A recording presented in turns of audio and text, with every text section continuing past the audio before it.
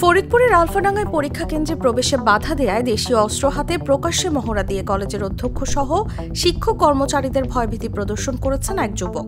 মঙ্গলবার কামার গ্রামের আলফাডাঙ্গা আদর্শ কলেজে ডিগ্রি প্রথম বর্ষের পরীক্ষা চলাকালীন এ ঘটনা ঘটে। পুরো ঘটনাটি কলেজের সিসি ক্যামেরায় ধরা পড়ে। ভিডিওতে দেখা যায় একটি মোটরসাইকেলে দুই যুবক কলেজে প্রবেশ করেন। পেছনে বসা আল সাদ হাতের রামদা উঁচিয়ে ভবনের দিকে এগোতে থাকলে শিক্ষার্থীরা আতঙ্কে ছোটাছুটি শুরু করেন।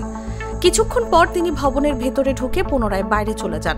স্থানীয় সূত্র জানায়, আল সাদ পূর্বে ছাত্রলীগের কর্মী ছিলেন। বর্তমানে তার মামা পৌর বিএনপির নেতৃস্থানীয় পদে রয়েছেন। তার সহযোগী সাদিও স্থানীয়ভাবে পরিচিত। অধ্যক্ষ এম মুজিবুর রহমান জানান, আল সাদের স্ত্রী পরীক্ষার্থী হওয়ায় তিনি কেন্দ্রে ঢুকে আসন দেখতে চান। পিয়ন বাধা দিলে তিনি উত্তেজিত হয়ে ওঠেন এবং অধ্যক্ষকে হুমকি দেন। পরে ২০ মিনিট পর রামদা হাতে কলেজে ফিরে ত্রাস সৃষ্টি করেন। একজন তার ওয়াইফ ক্যান্ডিডেট ছিল, সেই ক্যান্ডিডেটের সাথে ঢুকতে চাইছিল। আমরা ওয়েট করতে চাইছি, সে এক্সাইটেড হয়েছে।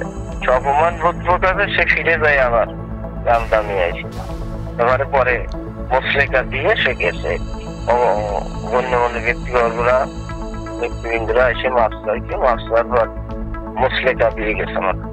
ঘটনার পর ইউএনও ও পুলিশকে জানানো হয়, তবে এর আগেই যুবক পালিয়ে যান। এ ঘটনায় স্থানীয় বিএনপি নেতারা কলেজে এসে দুঃখ প্রকাশ করেন এবং আল সাদ তাদের মাধ্যমে মুসলেকা দেন। মুসলেকা বা এই জাতীয় কোনো ঘটনা আমি শুনি।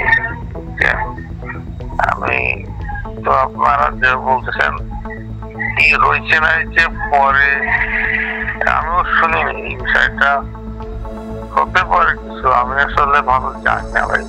ওসি মোহাম্মদ হাসনাত এ বিষয়ে বলেন, লিখিত অভিযোগ পেলে আইনগত ব্যবস্থা নেওয়া হবে।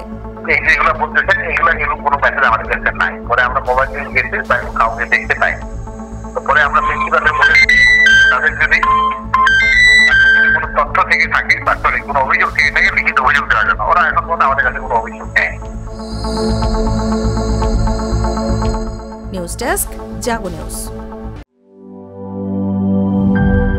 দুধার চকলেটে একাকার হয়ে ওঠা প্রাণ লেয়ার সম্পর্কের মিষ্টি ম্যাজিক।